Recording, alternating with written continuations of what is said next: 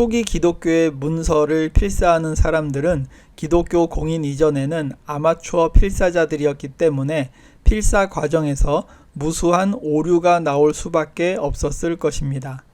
이러한 오류투성이의 문서를 읽으면서 원래 저자가 썼던 말이 잘못 옮겨져서 그 뜻이 전혀 다르게 전달되었기에 불만을 토로하는 기독교인들도 있었습니다. 그 대표적인 사람이 2세기의 대표적인 교부 오리겐이었습니다. 사본들이 지나치게 많은 차이가 난다. 이것은 일부 필사자들의 부주의와 일부 필사자들의 그릇된 뻔뻔함 때문이다. 그들은 자기들이 베낀 것을 한 번 더 검토하는 데 소홀하거나 아니면 점검하는 과정에서 자기 마음대로 말을 덧붙이거나 삭제해 버렸다. 기독교의 긍정적인 입장인 오리겐은 비교적 점잖게 비판했는데 기독교를 비판한 켈수스라는 사람은 기독교 문서의 필사본들은 필사의 원칙인 본문 그대로 옮기는 것도 지켜지지 않았고 자기 멋대로 본문을 자꾸 변경시켰다는 것을 마치 술 취한 사람들이 필사한 것 같다고 혹독하게 지적하고 있습니다. 이러한 사실을 고려해 볼 때 초기 기독교 문서의 필사 과정에는 실수로 잘못 필사하는 경우도 있고 나름 의미를 강조하기 위해 의도적으로 내용을 바꾸는 경우도 있었다는 말입니다.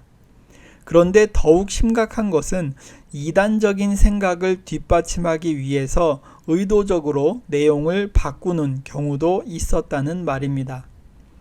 고대 사회에서는 필사자들이 마음만 먹으면 문서의 본문을 얼마든지 변경시킬 수 있었습니다. 그 당시에는 저작권도 없었기 때문에 필사의 과정을 거치면서 뜻이 제대로 전해지지 않는 위험이 곳곳에 도사리고 있었습니다.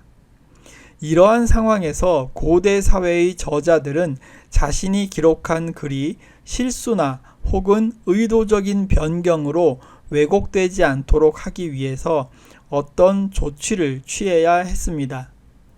그들이 할 수 있는 것은 자신의 글 속에 경고를 담아 놓는 것이었습니다. 요한계시록의 저자는 자신의 작품 끝에 다음과 같은 무시무시한 경고를 덧붙였습니다. 내가 이 두루마리의 예언의 말씀을 듣는 모든 사람에게 증언하노니 만일 누구든지 이것들 외에 더하면 하나님이 이 두루마리에 기록된 재앙들을 그에게 더하실 것이요 만일 누구든지 이 두루마리의 예언의 말씀에서 제하여 버리면 하나님이 이 두루마리에 기록된 생명나무와 및 거룩한 성의 참여함을 제하여 버리시리라. 종종 이 구절은 독자가 예언서에 기록된 모든 것을 받아들이거나 믿어야 한다는 위협으로 해석합니다. 그런데 실제로는 이 책을 베끼는 필사자들에게 던지는 전형적인 위협 문구였습니다.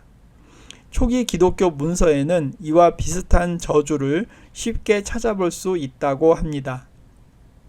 라틴 신학자인 루피누스가 오리겐의 작품들 가운데 하나를 번역하면서 이런 문장으로 경고하고 있습니다. 진실로 내가 성부 하나님과 성자 하나님과 성령 하나님 앞에서 이 책을 필사하거나 읽는 모든 이들에게 간절히 명하고 청한다. 앞으로 올 나라에 대한 믿음과 죽은 자들 가운데서 다시 살아나는 부활의 신비와 사탄과 마귀들을 위해 준비된 저 영원한 불을 두고 말하노니 누구든지 기록된 것에 어떤 말도 덧붙이지 말고 어느 말도 빼지 말며 첨가나 변경을 가하지 말라.